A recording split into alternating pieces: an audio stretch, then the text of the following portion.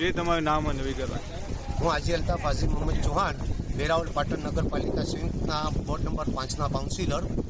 જે અમે રજૂઆતો નગરપાલિકાના અંદર વર્ષોથી કરીએ છીએ, પણ છતાં નગરપાલિકા સંપૂર્ણપણે નિષ્ફળ છે. કારણ કે નગરપાલિકાના અંદર ભ્રષ્ટાચાર બહુ થાય છે. કારણ કે એ લોકો 5મા મહિનામાં મોન્સૂનનું કામ કરવાનું છે, છતાં કરતા નથી અને 7મા મહિનામાં આવે છે. એના લીધે આ નગરપાલિકા તો સમજે, પણ આપણા ધારાસભ્યની શું જવાબદારી નથી? વિમલભાઈ ચુડાસમા જોઈ નથી શકતા? શું ગાડીમાં વિમલભાઈ ચુડાસમા ફરવા માટે ધારાસભ્ય બનાવ્યા છે? કે ભાઈ પ્રજા શું છે? અમારા મતથી જ વિમલભાઈ ચુડાસમા આવે છે. છેલ્લા 7 વર્ષથી વિમલભાઈ ચુડાસમા ચૂંટાઈને 2 ટર્મથી આવે છે, પણ 7 વર્ષમાં ક્યારે વિમલભાઈ ચુડાસમા પરિસ્થિતિને જોઈ નથી કે ના વિધાનસભામાં અમારો ઉઠાવ્યો છે સવાલ કે ભાઈ આ લોકો વોર્ડ નંબર 5-6ના અંદર જે પરિસ્થિતિ છે એના માટે નિકાલ કરીએ. વિમલભાઈ ચુડાસમાને 50,000 મુસ્લિમોના મત જોઈએ તો જ આવવાનું, બાકી નહીં.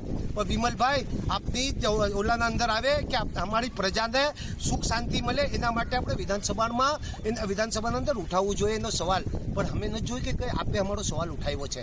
વિમલભાઈ ચુડાસમા આપ ધારાસભ્ય છો, આપ અમારી વ્યાખ્યા સમજો. અમારામાં મરી જાય છે, અમારા બચ્ચાઓ કેમ જાય આમાં? પણ અમે ન જોયા છેલ્લા 4 દિવસમાં કે વિમલભાઈ ચુડાસમા વોર્ડ નંબર 5-6ના અંદર આવ્યા છે. શું એમની જવાબદારી નથી ધારાસભ્ય લેકે? શું ધારાસભ્ય લેકે ખાલી ગાડીમાં ફરવાની જવાબદારી છે? પણ વિમલભાઈ ચુડાસમા કુદરતની દેડ છે, અંધેડ નથી. અમે તો સહી લેશું, અમારા બચ્ચાઓ બી સહી લેશે, વાંધો નહીં. જે કરશે એ કુદરત કરશે. આવતો વખત છે, 3 વર્ષ છે હવે.